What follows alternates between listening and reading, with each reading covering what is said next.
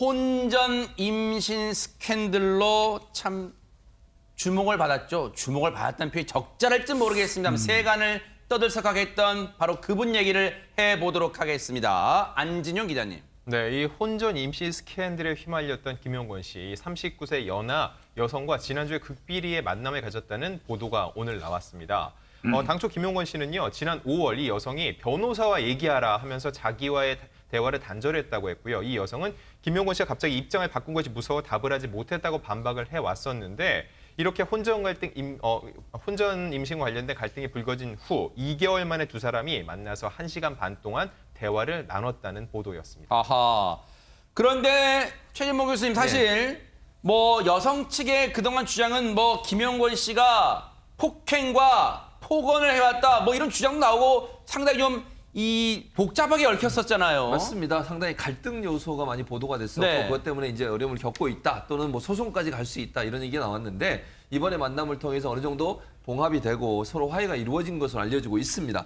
김용건 씨 측에서 뭐라고 했냐면 아마 이제 처음에 여성 측에서는 줄곧 낙태할 수 없다라는 얘기를 했고 처음에 이 소식을 듣고 김용건 씨가 상당히 이제 당황스러워서 아마 그런 얘기를 했던 것 같아요. 본인 입장에서. 그 부분이 여성분은 많이 상처를 받았는데 그 부분에 대한 1시간 반 동안 대화하면서 진심으로 하긴 했고 네. 그 부분에 이제 갈등이 좀 해결됐다라고 지금 양측이 얘기하고 있습니다. 그래서 이제 김용건 씨는 뭐라고 얘기냐면 지난 며칠간 오랜 연인으로 지냈던 예비 엄마와 진실된 대화를 했고 상대방이 받았을 상처를 제대로 보지 못한 모습을 반성하면서 다시 한번 사과의 뜻을 전했다고 얘기를 하고 있고요. 이제 앞으로는 예비 엄마의 건강한 출산, 그리고 태어날 아이를 위해서 최선의 노력을 다하겠다.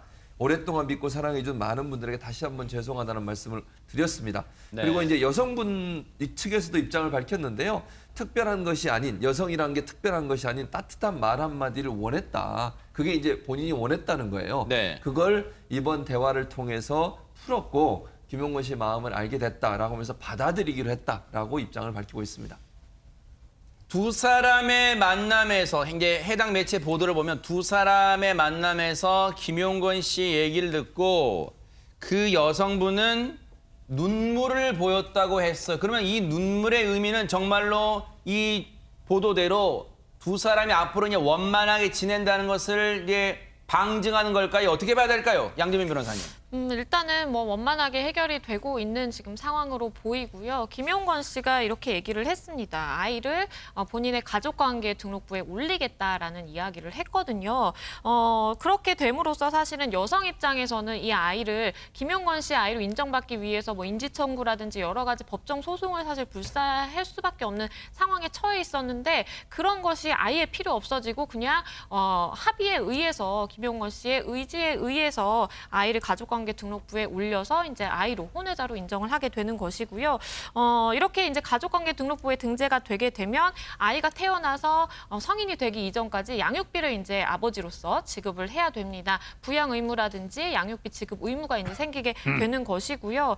그리고 뭐 이렇게 소득에 따라서 양육비를 지급을 해야 되는데 아마도 이 금액이나 뭐 여러 가지 추후 어떻게 지급할지 부분은 두 분이서 사실 원만하게 충분히 합의가 가능한 사항으로 보이고요. 그리고 많은 분들이 또 상속 관련해서도 굉장히 좀 궁금해하셨어요. 아이가 가족관계 등록부에 올라가서 일단은 혼외자로 인정을 받습니다. 그렇게 되면은 사실 기존에 아드님이 두 분이 계시죠. 아, 그래요? 그러면 이제 김용건 씨의 아들이 이제 아들 둘과 이 아이 이렇게 셋이 되는데 지금 이런 상태예요. 아하. 그렇죠. 셋이 1대1대1 비율로 이제 상속을 받게 되는 것이고요. 워낙 이제 유명하신 분이다 보니까 혹시나 또 이 여성분과 결혼을 나중에 하실 거 아니냐라는 생각도 많이 하시는 것 같은데 만약에 법적으로 이제 혼인 관계가 성립이 된다면 그때는 또 배우자에게도 1.5 비율의 상속이 가능하게 됩니다. 사실 이 사안에서는요. 법적 분쟁이 담겨 있었어요. 두 사람 사이에는 김용건 씨가 애초 해당 여성에게 낙태를 강요한 게 강요 미수 혐의 관련해서 고소권도 지금 얽혀 있잖아요. 그럼 이 부분은 어떻게 되는 겁니까? 안진용 기자님. 이미 고소는 들어가 있는 상태고 그 고소를 하면서 폭언, 폭행, 협박 등 증거가 충분히 마련이 돼 있고 향후 사과를 해도 고소 취할 계획이 없다는 것이 여성 측의 입장이었습니다. 하지만 이번 만남을 통해서 진정성 있는 사과를 받았다고 얘기를 했거든요. 처음에 입장을 밝힐 때도 진정성 있는 사과가 동반되길 원한다는 얘기를 했는데 그 사과를 받았다는 거죠. 그래서 고소를 취하하고 태교에 집중하겠다고 얘기를 했는데 현재는 이 태중 아이가 가장 중요하기 때문에 이렇게 법적으로 비화되는 게 양측 모두에게 별로 좋지 않은 상황이었던 것 같습니다.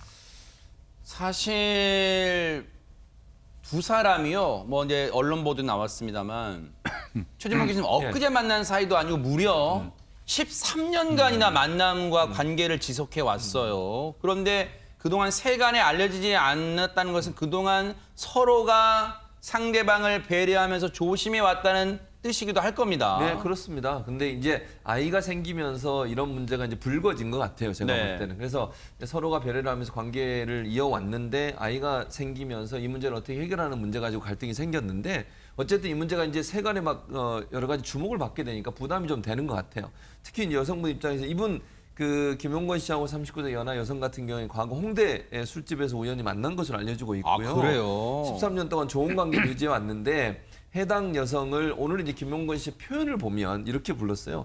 연인이다 이렇게 지칭을 했거든요. 이 그래요? 부분도 사실은 이제 여성분 입장에서 상당히 좀 받아들이기 쉬운 부분이었을 거라는 생각이 들어요. 이제 알고 지낸 사이를 넘는 그렇죠. 거잖아요. 네. 연인 관계라는 부분을 인정했다는 점도 눈길을 끌고 있는 부분이고 네. 또 이제 김용건 씨가 만남을 서두른 이유, 그러니까 두 분 간의 갈등이 생긴 이후에 가능한 한 빨리 만나서 문제를 해결하려고 했던 이유 중에 하나가 뭐냐면 여성에 대한 루머가 퍼지기 시작했어요. 그러니까 일반 언론들이 보도하는 거 말고 유튜브나 이런 SNS상에서 이 여성에 대해서 또 여러 가지 비난하는 안 좋은 얘기들이 나오고 근데 문제는 뭐냐면 여성이 지금 임신 중에 계시잖아요. 네. 그러면 태교에 안 좋을 수밖에 없습니다. 그럼 스트레스 받게 되면 이 여성의 심리적 안정 상태가 필요한 중요한 시기에 어려움을 겪을 수 있거든요. 아하. 그래서 이제 김용건 씨 입장에서는 어쨌든 본인과 사이에 생긴 아이니 이 아이를 보호하고 이 연인을 보호하기 위해서라도 빨리 만남을 해야 되겠다. 이런 생각을 했다고 하고요. 네. 그래서 사과의 손을 내밀었고 그게 이제 결국은 받아들여서 관계가 봉합이 됐으니 더 이상 억측이나 악의적인 댓글 이런 글들은 삼가해 주시기를 바라겠습니다.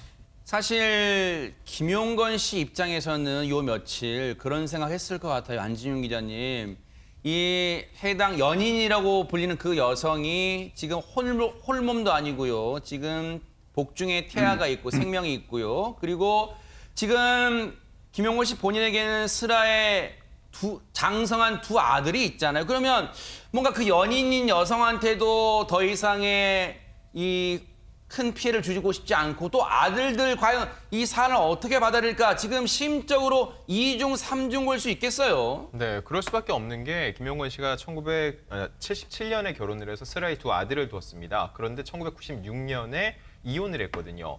그 후에 이 이혼 사실이 알려지는 것을 본인 때문이 아니라 하정우 씨를 비롯해 두 아들들에게 또다시 상처가 될 수 있을 것 같아서 기사 쓰는 거를 자제해달라고 취재진에 부탁도 했었는데 그만큼 아들들에 대한 마음이 남달랐습니다. 그런데 이번 일을 겪으면서 또다시 두 아들이 언급되는 거 이거에 대해서 굉장히 큰 미안함을 갖고 있었다고 하거든요. 무엇보다 어릴 적에 이혼으로 아이들에게 그런 아픔을 줬는데 또다시 아픔을 주는 게 미안했던 거죠. 근데 네. 단순히 두 아들에게 미안해서라는 얘기를 했다면은 그 여성 입장에서도 진정성 있는 사과라고 느끼진 못했을 거예요. 그걸 넘어서 그 여성 그리고 태중 아이에 대한 미안한 마음까지 다 전달을 했기 때문에 그 여성이 진정성 있게 사과를 받아들인 것으로 보입니다. 네. 그리고 김복준 의원님, 예. 사실 김용건 씨 올해 나이가 몇인지는 모르겠습니다만 손주를 볼 나이에 본인의 늦둥이 자식이 생기게 됐어요. 그런데 지금 이 사회적으로 이 또 덕망이 있고 유명이다 보니까 자신의 행동에 책임을 질 거란 말이에요. 앞으로는 어떤 행동이 더 중요해 보일까요? 책임은 당연히 져야 되지 않겠습니까? 저는 처음에 이 사건이 발발했을 때 그런 생각이 들었어요.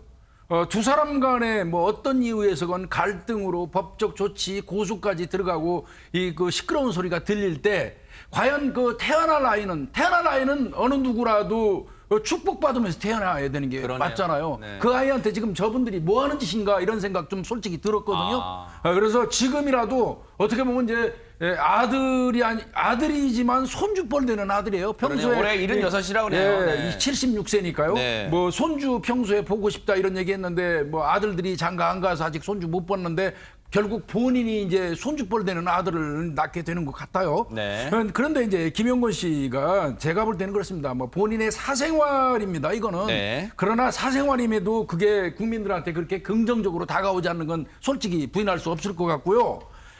또 이런 부분 때문에 이 대중들한테 어떻게 보면 불미스러운 일로 실망 준 겁니다. 그 부분에 대해서도 좀 유감스럽고 많이 좀 생각하시면서 사셨으면 좋겠어요. 네. 정말 중요한 말씀이에요. 두 사람 간의 갈등이 진화된 점은 천만다행이지만 두 사람의 자존심이 아이의 앞으로 태어날 소중한 생명 아이보다 앞설 수는 없을 겁니다. 지금은 아이에게 집중해야 될 거 아닌가 그런 생각도 해봅니다.